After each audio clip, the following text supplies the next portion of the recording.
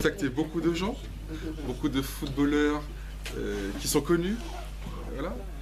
Et j'avais une tribune que j'avais rédigée, qui a été publiée dans Le Monde pour dénoncer ce racisme.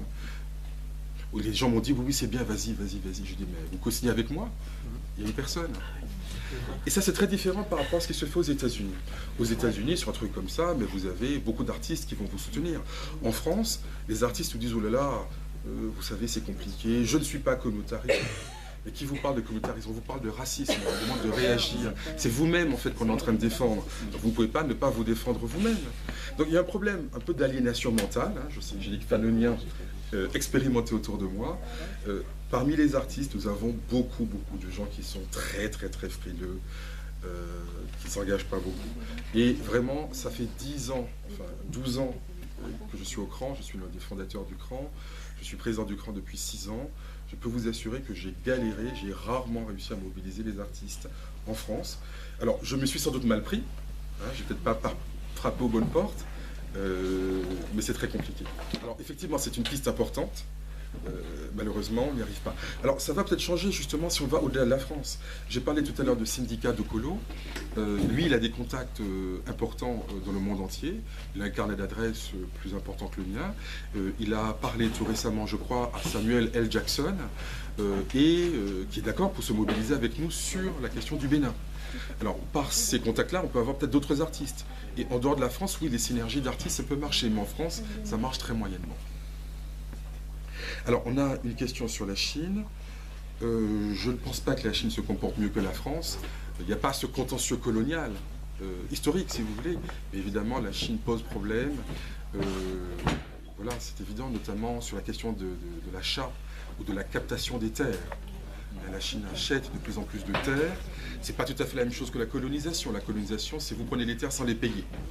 Bon, là, elle les achète, c'est pas tout à fait pareil, mais enfin, ça pose problème, puisque ce sont des terres arables de qualité, ce sont des terres rares aussi. Donc, bien sûr, il y a cette question de la Chine en Afrique. C'est une vraie question. Oui. Voilà. Ah, sur l'île de Gorée. Alors, est-ce que vous parlez des habitants de Gorée d'aujourd'hui? Alors, je ne sais pas qui posait la question. Oui? Les descendants.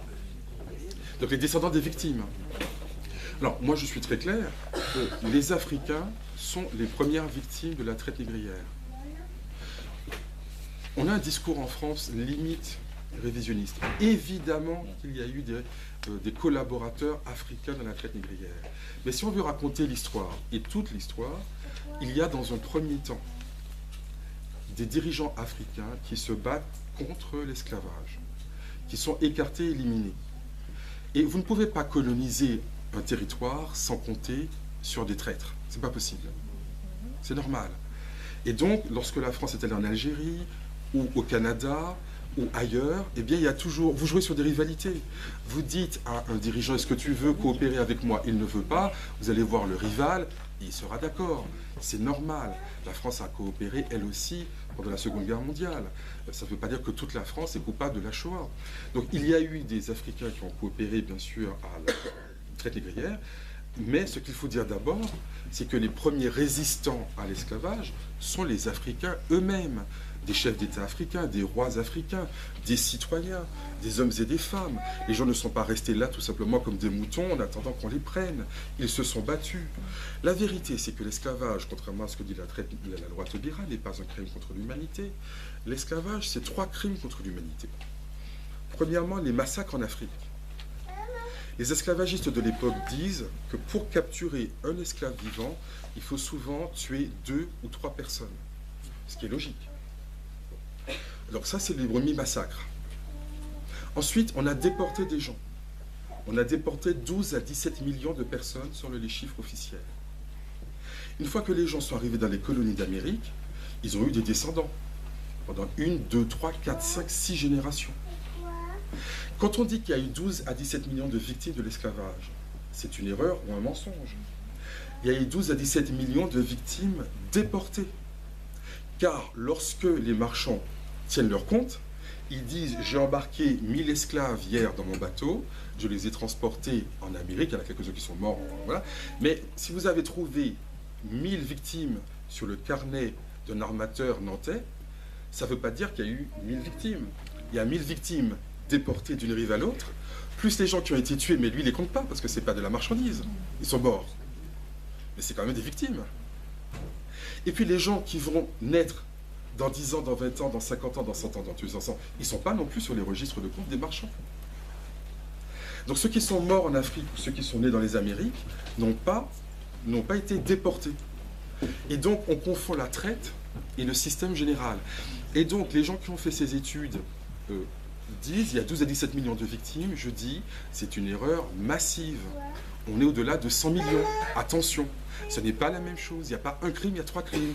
Il y a les massacres en Afrique, il y a la déportation qui est un deuxième crime, et l'esclavage dans les Amériques ou dans les l'Océan Indien qui est un troisième crime.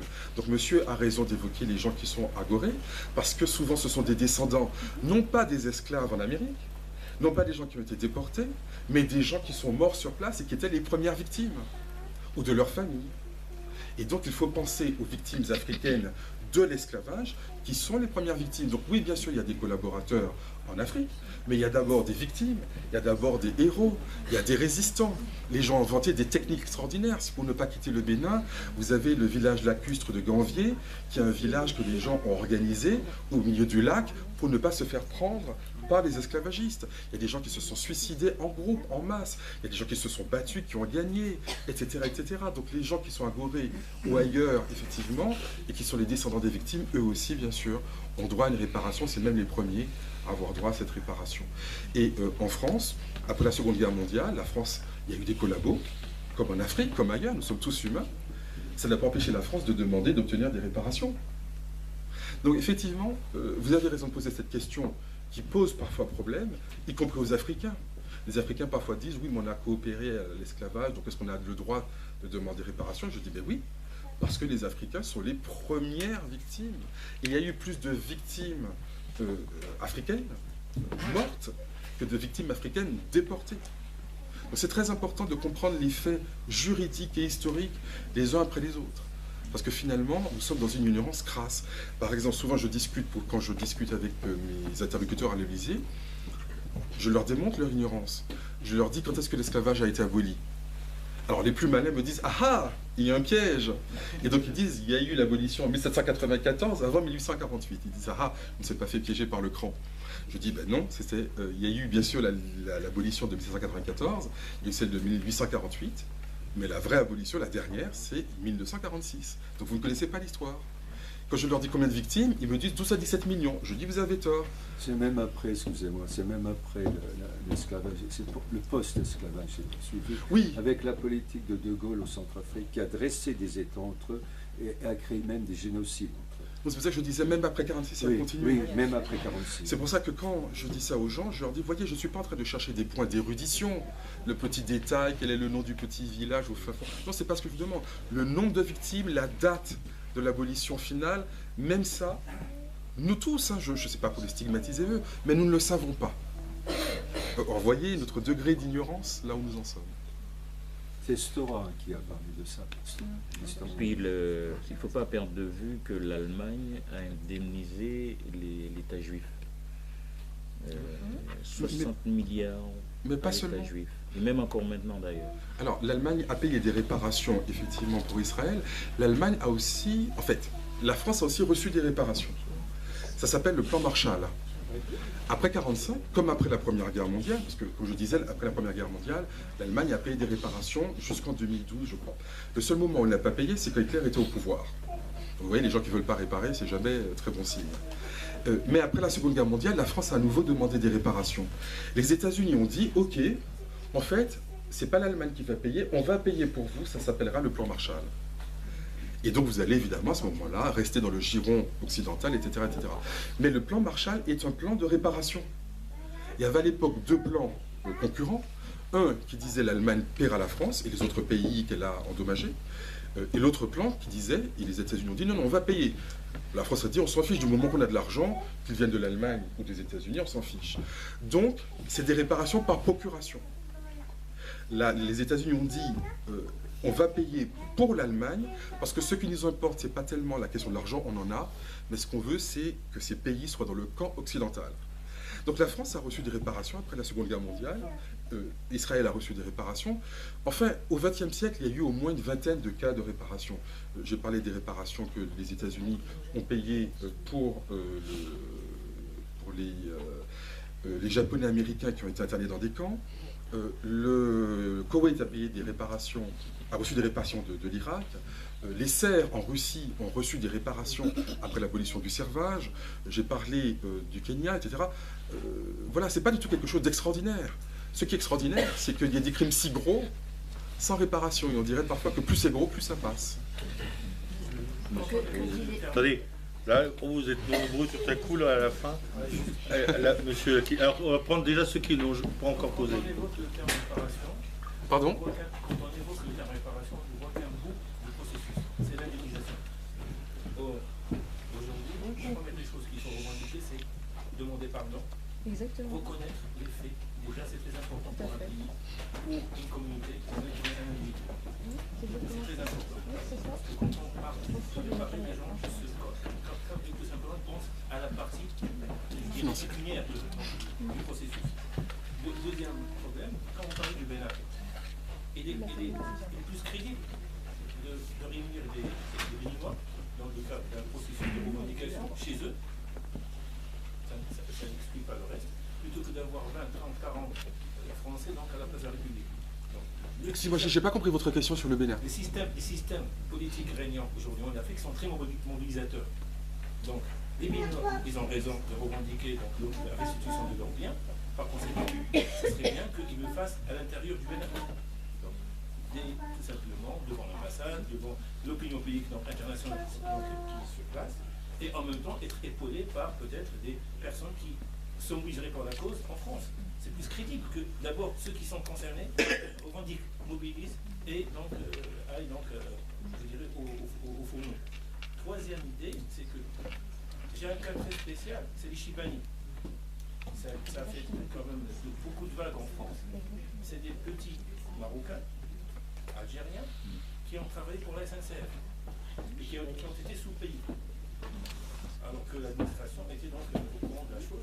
Ils ont revendiqué leurs droits, ils ont intenté un procès, ils l'ont gagné. Malheureusement, la SNCF a quand même poussé vraiment l'indignation jusqu'à passer à la peine. Il a revendiqué la sanction pour que ces gens-là n'aient pas leurs droits. Pour des petits montants. C'est vrai que quand on parle de réparation, quelque part on voit une gouffre financier quelque part, on va être au bout du processus.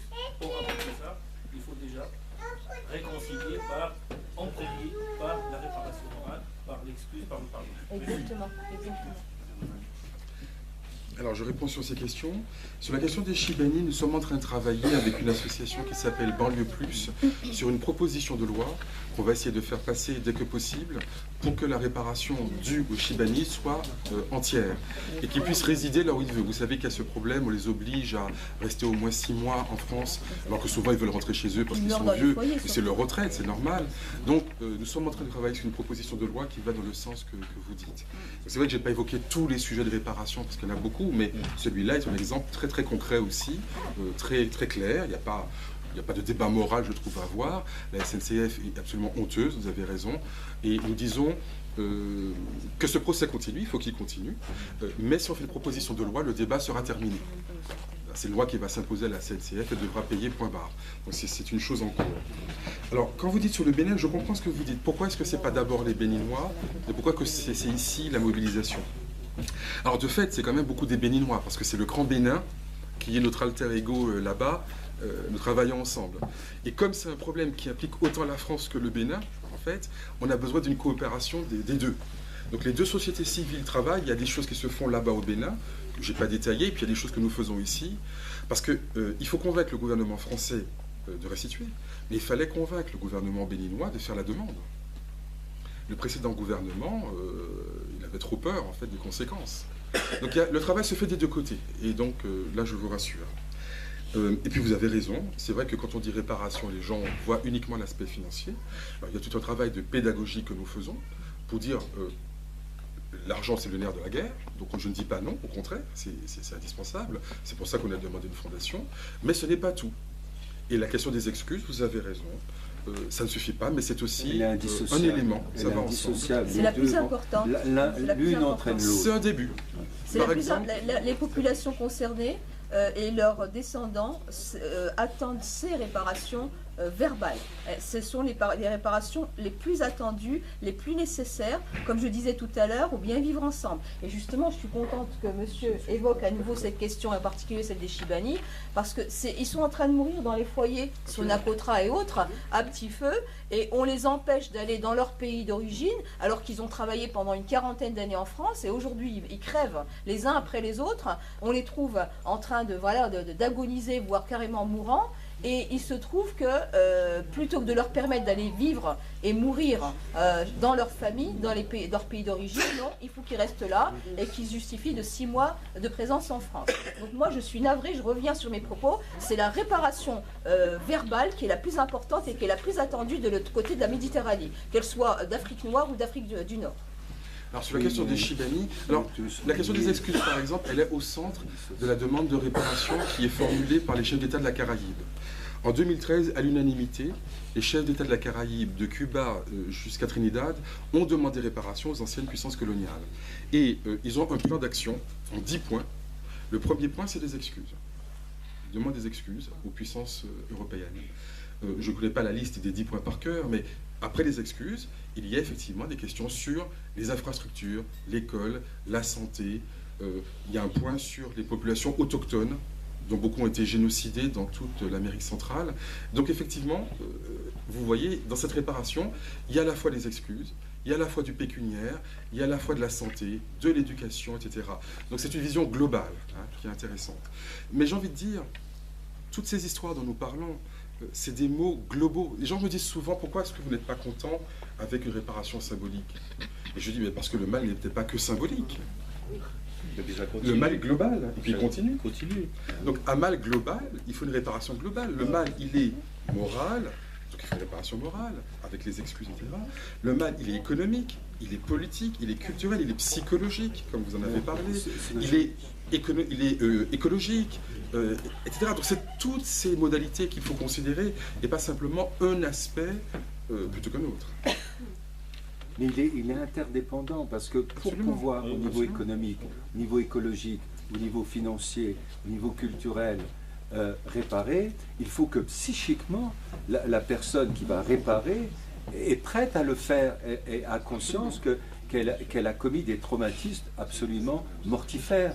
Et donc elle va dire pardon, mais le pardon ne suffit pas, parce que on a vu des chefs d'État dire pardon, mais ils n'ont pas réparé, et ça n'a pas été suivi des faits. C'est pour ça que vous avez raison de dire que c'est un global interdépendant. Absolument. Ah, mais pour reprendre l'image que Louis-Georges Renard a pris tout à l'heure, des violeurs peuvent dire pardon et récidiver. Oui, voilà. Hein, si on ne prend pas de mesures, justement, de réparation, mais là au sens global. Le schéma, moi je trouve très clair le discours sur le fait, bon, à partir du moment où on reconnaît le crime contre l'humanité, eh ben, s'exercent effectivement les 3 étapes dont tu parlais, hein, c'est-à-dire reconnaissance, oui, mais réparation et puis enfin réconciliation.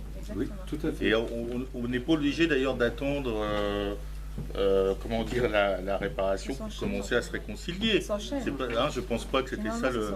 Mais il peut pas y avoir de réconciliation s'il n'y a pas des processus et surtout aujourd'hui. Alors moi en t'écoutant, je me souvenais des années 90 où les mouvements alternatifs, tiers-mondistes, etc. réclamaient l'annulation de la dette du tiers-monde. Je me disais, mais qu'est-ce qu'on est loin aujourd'hui de ça? Alors, tu m'as un peu réconforté parce que tu as rétabli la question, effectivement, du réchauffement climatique et des nouveaux enjeux qui reviennent justement reprendre le flambeau de cette revendication-là. Mais depuis 25 ans, où ces mouvements, même à la gauche du PS, d'ailleurs, ils soutenaient ça. Ah, je vous regarde parce que vous allez vous sentir concerné. Ben oui, il paraît qu'il y a encore une gauche au PS. C'est pas rien, moi. Et donc, et je me disais, mais quand même, on a oublié tout ça. Mais s'il n'y a pas ce lien entre l'histoire et le présent, mais effectivement, le déni va continuer. On va dans le mur. Moi, je pensais à Pascal Bruckner qui continue à parler.